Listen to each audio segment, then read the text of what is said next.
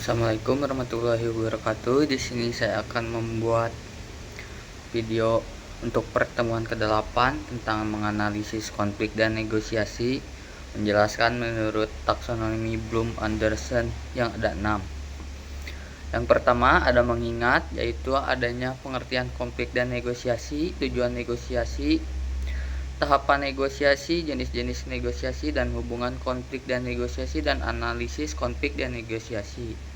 Yang kedua ada memahami, di mana menjelaskan hubungan sebab akibat dalam konflik dan negosiasi. Konflik tidak selalu berdampak negatif. Konflik tugas yang dikelola dengan baik dapat meningkatkan kualitas keputusan. Sebaliknya, konflik hubungan cenderung menurunkan kinerja dan kepuasan kerja. Sedangkan negosiasi dipahami sebagai mekanisme penyelesaian konflik yang bertujuan mencari titik temu kepentingan baik melalui kompromi maupun kolaborasi. Yang ketiga menerapkan konsep konflik dan negosiasi dalam situasi nyata. Contohnya mahasiswa dapat menggunakan gaya manajemen konflik seperti menghindar, mengakomodasi, berkompetisi, berkompromi, atau berkolaborasi dalam studi kasus organisasi. Sedangkan dalam konteks negosiasi, mahasiswa mampu menerapkan strategi dasar seperti menentukan posisi awal, memahami kepentingan lawan, dan serta menggunakan komunikasi persuasif.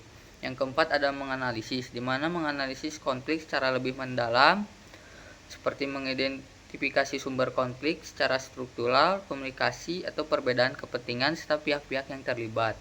Sedangkan dalam negosiasi, analisis dilakukan terhadap kekuatan tawar-menawar, kepentingan tersembunyi, dan kemungkinan hasil terbaik.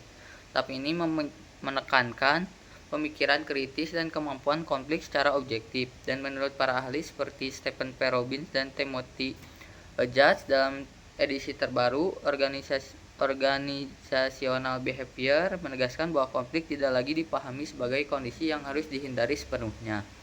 Dalam satu dekade terakhir, konflik dipandang sebagai fenomena dinamis yang apabila dianalisis dapat dikelola secara tepat, dapat meningkatkan kualitas pengambilan keputusan dan kinerja kelompok.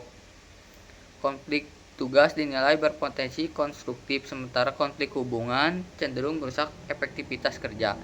Yang kelima ada mengevaluasi. Yang pertama ada kelebihannya, yaitu mendukung pengambilan keputusan yang rasional dan etis, mendorong pengembangan berpikir dan analitis. Kekurangannya ketergantungan pada kemampuan subjektif individu dan tingkat abstraksi konsep relatif tinggi.